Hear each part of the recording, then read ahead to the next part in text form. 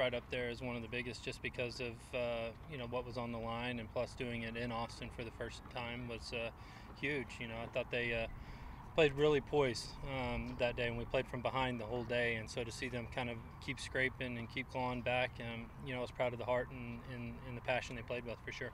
Talk about Caroline Starck and her heart. I mean, she just doesn't give up, does she? She doesn't, we always talk about how special a player she is, and she just has that it factor that, she didn't play her best tennis that day, no question about it, but she always has the tendency to find a way and to get herself in the match and put herself in position, and that's what she did that day. And, when all the girls came over after it was tied 3-all, they all looked at me and said, there's nobody else we want on the court right now, and there's no question. There was a kind of a calmness that we thought that was going to be there for us. What was the trip like back? We got in at 5 a.m. and I don't think anybody slept a wink, and it was the easiest trip from Austin back to Lubbock I've ever had.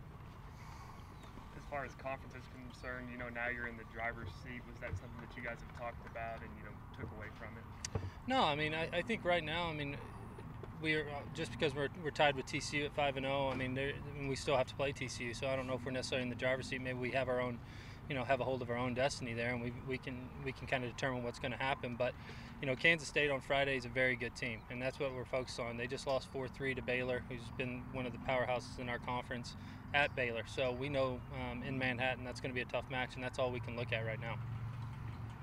Do you have to say anything to keep them there being a letdown from such a high emotional match like that before you go on 2 more? Does this team kind of know what that's like because of the success of last year?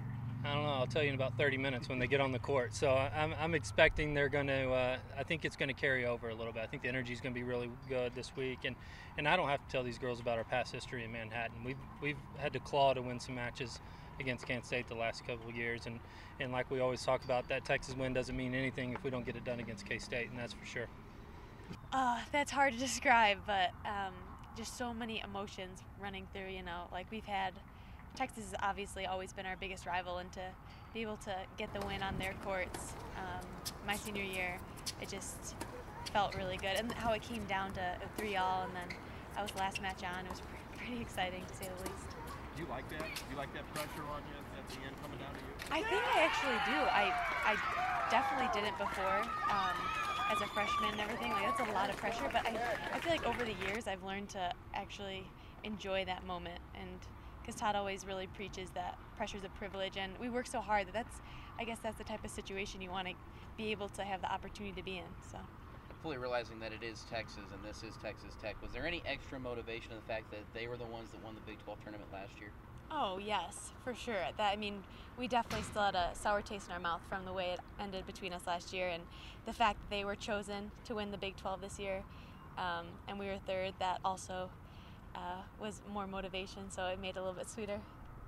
At what point did you know that it was going to be on your match? I think it was not until the third set, I think when I was up 2-1, and I saw all the girls run onto the court from like the other side, because Rushmie had just pulled out her match. But the way their courts are set up, I had no idea what the score was. I knew Rushmie was still on, and that if she won, then it was going to come down to my match, but I didn't know the score. I didn't know if she had won or not, and then when I saw Rushmie herself on the court and all the girls cheering, I knew it was my match. How do you prevent any kind of letdown with you got Kansas State ahead? Even though we're still excited about the Texas match, I think we just have to do what we always do and kind of put that behind now and move on to Kansas and Kansas State. So every day of practice we need to refocus and work hard, and we know the things we need to work on, so if we just focus on those things and continue to do what we've been doing all season, that should help. Anything else?